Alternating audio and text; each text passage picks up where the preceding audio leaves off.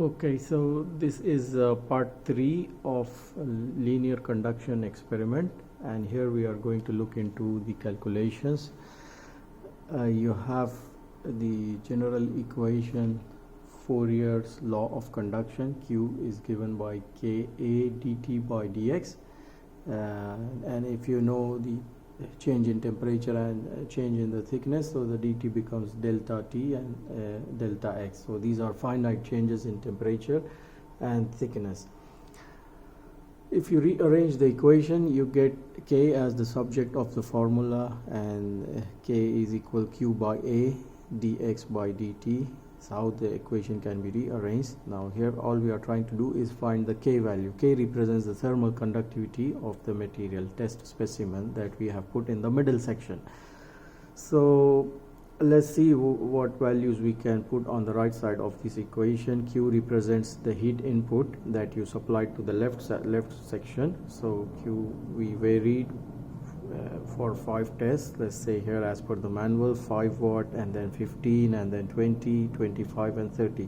So for these 5 tests, 5 different Qs, you have collected data, and now we come back to this equation. So one by one you'll put the Q value. Let's say 5 first, and then area is for the test specimen, cross sectional area, pi d square by 4. Diameter is measured and also given in the manual as 25 centimeter, which is 0.25 meters. So you will plug that number in here, pi d square by 4, and that goes in this equation, main equation.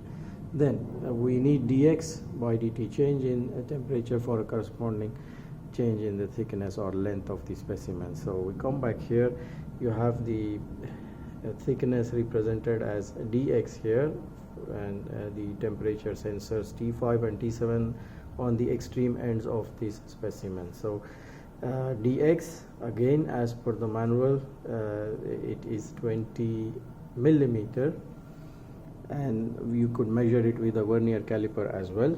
So dx comes out to be 0.02 meter in the SI unit. For this dx, the change in the temperature is T5 minus T7, because T5 is on the left side and T7 sensor is on the right side. So when you take the difference between them, you get the delta T temperature gradient for this much change in the thickness. So for this delta X, the delta T is represented by T5 minus T7. So you have these numbers measured with the help of the software there. So you get this delta T from here, get the delta X as a constant, you calculate the area pi d square by 4, knowing this as the diameter, and plug all of these numbers back in this equation. You will be able to find a k value. Then that is for test 1. Test number 2, area is the same for the specimen, dx is the same, q will change and delta t will change. So next time you will put q as 15, and whatever is the delta t you measure, T5 minus T7, you will plug in there for the second test. So you have another k value, and the third test another k value.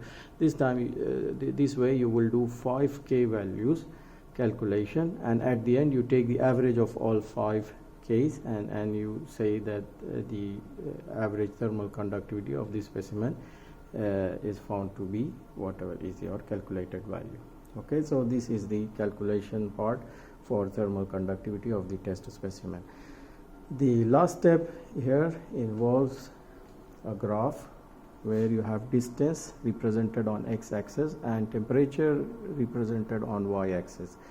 We measured temperature 1 until T11, T1 until T11, but for this particular experiment we are going to plot only the data for temperature sensor T5, T6 and T7, because this represents for the test specimen.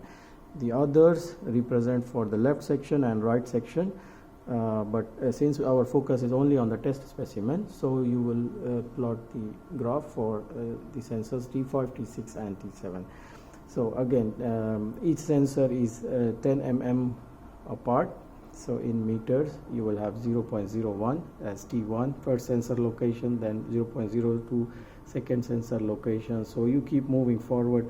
T5 will be at 0.05, and then T6 and T7 0.07 distance. So you represent the distance on x-axis and corresponding temperature values on y-axis. You will get a graph something like this. You could do for one value of Q for one test, or you can do for 3 tests, or you can do for 5 tests. You will have 5 lines or 3 lines or 1 line, depends on how many tests you plot the graph. Okay, so but at least minimum 1 test you have to plot this graph. So this is for one particular test, 1 line. You see it is a downward curve. T5 will be higher, T7 will be lower in each case that you do for this study. Okay, so that is about calculation, graphs, and very quickly we will look into the manual here. We are doing experiment on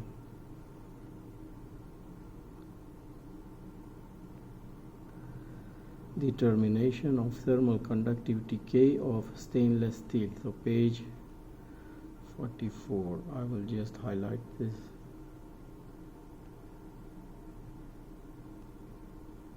So this is what we are targeting, determination of K value, and the material that we have chosen is stainless steel. Of course, this is provided by the manufacturer. So I'll directly go into page 44. As the other things, you can go through the theory you have also seen in your theory courses, and also I've made a video explaining the machine description, and another video on how you do the data collection. So part 1 and part 2 are already there for you to go and watch, and this is part 3, direct calculation. So I'll go to page 44,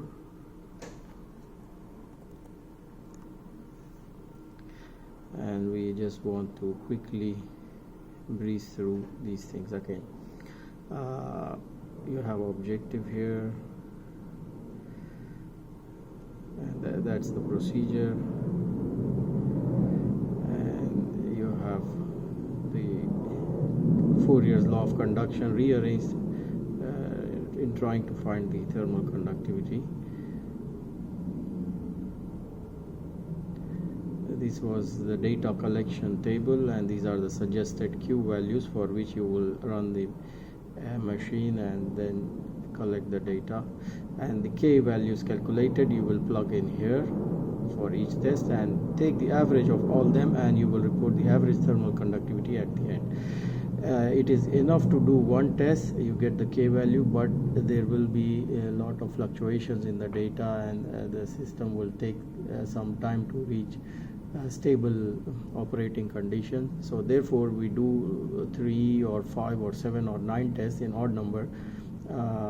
We do many tests to minimize the error that comes in for any particular test. So this is like an averaging technique. We are trying to minimize the error by taking the average of many tests. So here 5 tests, we take the average and we say that is the thermal conductivity, average thermal conductivity of the given specimen. And then I'll scroll down here.